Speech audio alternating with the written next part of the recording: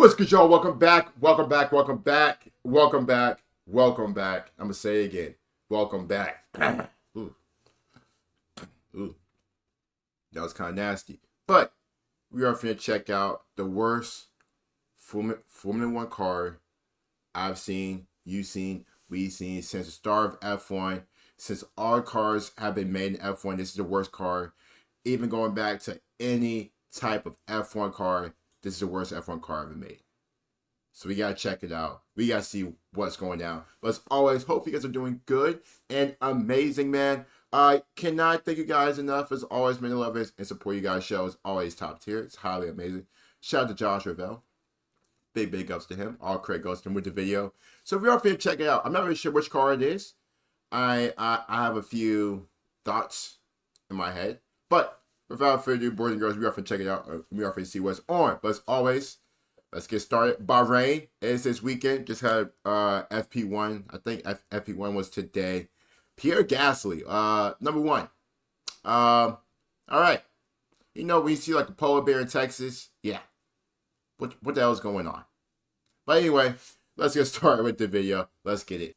So, back in 1989, the weird and wacky world of Formula One was undergoing a little bit of a change. After having used turbocharged V6 engines for the last few years, it was now decided that turbos were the devil's work, and that 3.5-litre naturally aspirated engines were the way to go. V8s, V10s, whatever you wanted. Well, whatever you can make work up to 12 cylinders anyway. And so long as you had air plugs handy, this was the best news that any diehard of the world could possibly wish for. For teams and manufacturers, this was also welcomed with open arms. I mean, what could possibly go wrong?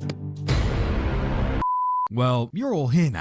I actually just read a shirt, Don't Be a Menace. I don't know what that means, but it's funny. So you know that these rule changes brought about the birth of a truly horrific creature. So, how, when, why, who, which? Somewhere in the hills of Italy, Franco Rocci was happily enjoying retirement, painting canvases and eating his slippers. It was a far cry from what he had done for a career, designing and building some of the greatest engines that Ferrari had ever made, at least right before they blew themselves up. But he was happy here. It seemed that nothing, not even Enzo Ferrari himself, could lure this man away from retirement. But I guess there is some truth to the saying, every man has his price. And what better to exploit that than an eccentric Italian businessman? Enter Ernesto Vita, a man whose silver tongue is so compelling, he could sell salt to a slug. Vita rocked up to Rocci's house with a simple proposal. So, Formula One have these new regulations. I hear you have designs for a W12 engine, and, you know, all these teams are going to want such an engine. How's about coming out of retirement and turning them designs into reality? Could be quite lucrative, you know?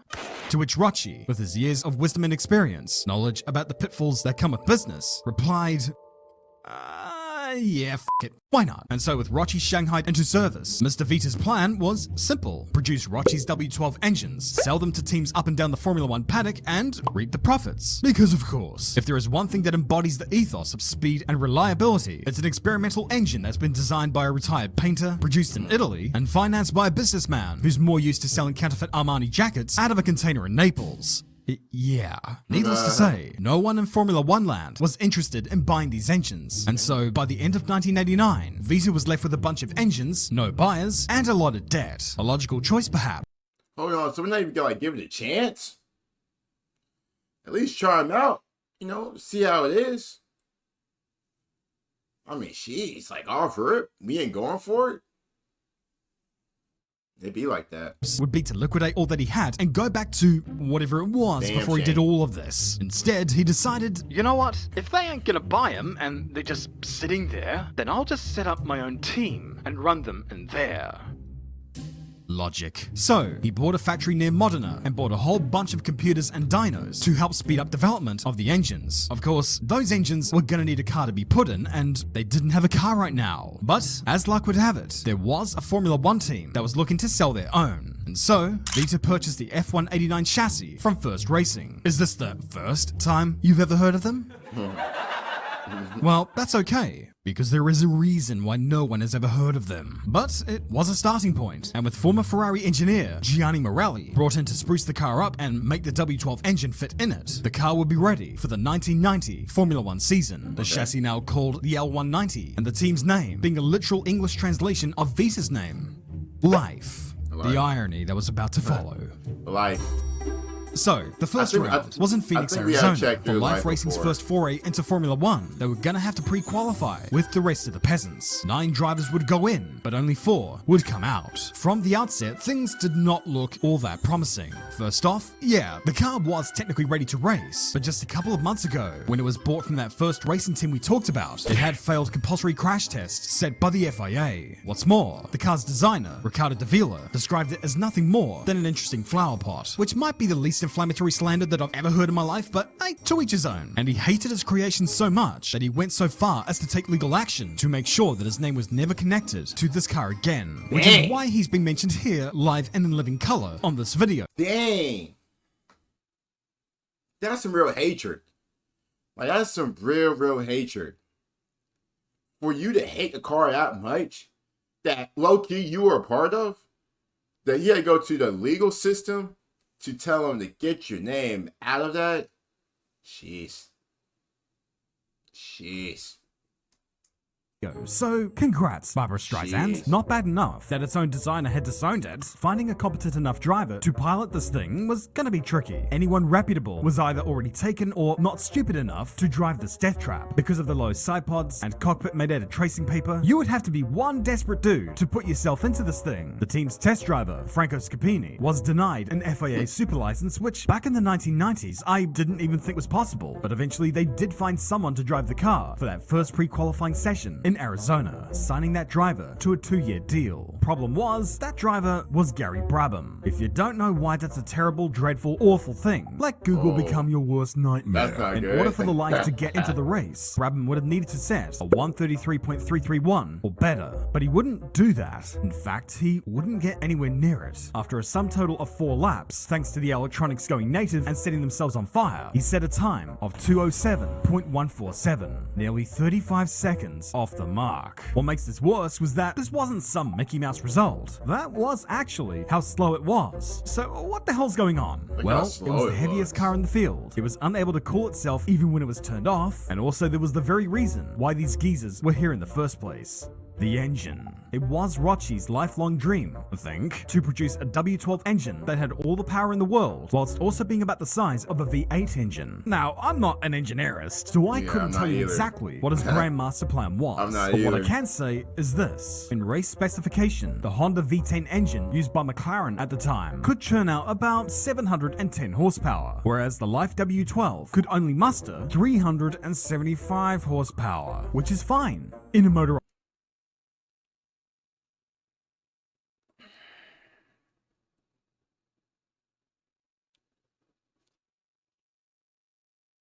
710 compared to 375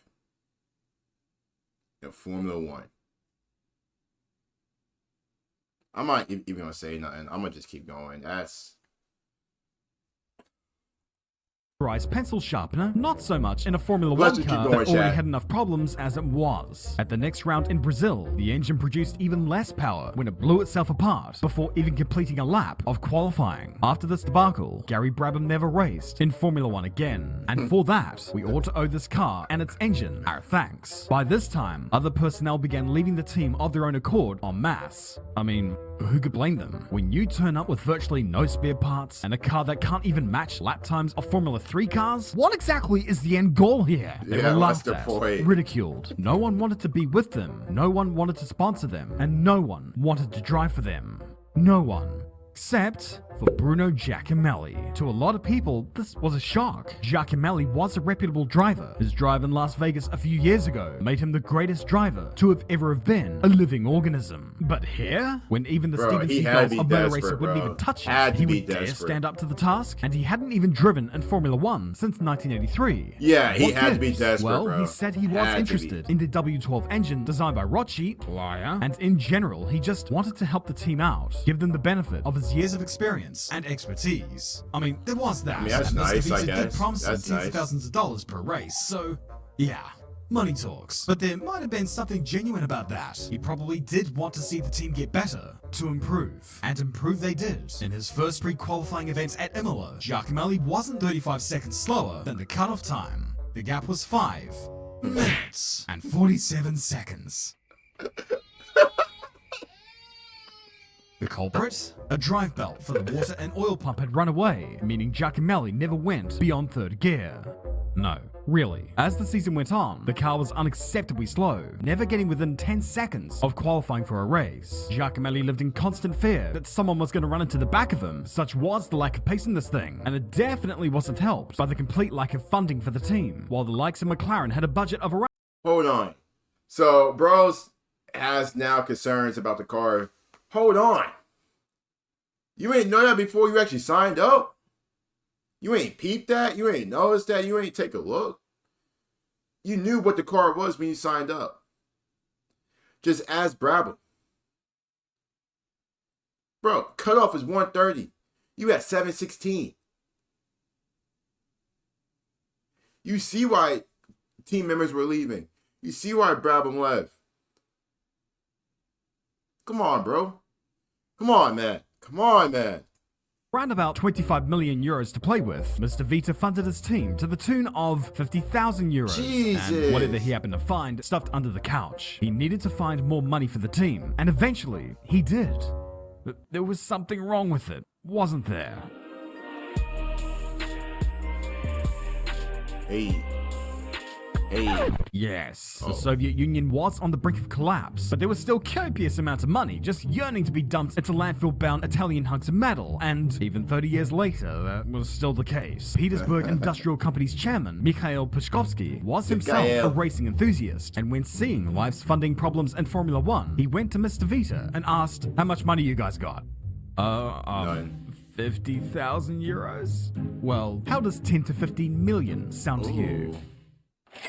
Of course, who could possibly turn that down? Even if it does mean slapping the red banner on your car. Even if it does mean selling your soul to the devil. Even if it does mean that once again, it was all a fugazi. The millions never transpired. The company only ever giving Life F1 enough money to buy an engine that would not self-detonate. Of course, this meant ditching the W12 engine that had caused all the fuss in the first place. Even Rocci had to admit that his darling creation was nothing more than a problem child from the very moment that it became a sentient being. Now the team had acquired a good reliable engine in the form of a Judd V8, which, as it turned out, was also kinda broken from the moment they bought it. They legally threatened the Leighton House team they bought it from, who in turn threw up their hands and said, Alright, we'll fix it. Chill the out. The team had no spare parts, a car that couldn't qualify if it was the only one racing, and almost no one on the payroll. In fact, even those on the payroll weren't really being paid that much at all. Giacomelli was promised a wad of money per race, but guess how much he actually got paid by season's end? $10. I'll give you just a couple of seconds to guess. $10. Take your time. $10. You guessed it yet? By now, other teams in the paddock viewed them as a joke. So Zero. much so that the big little man of Formula One himself, Bernie Ecclestone, a man normally all about uniting the teams all together as one big happy family back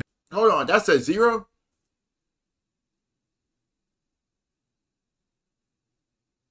Zero?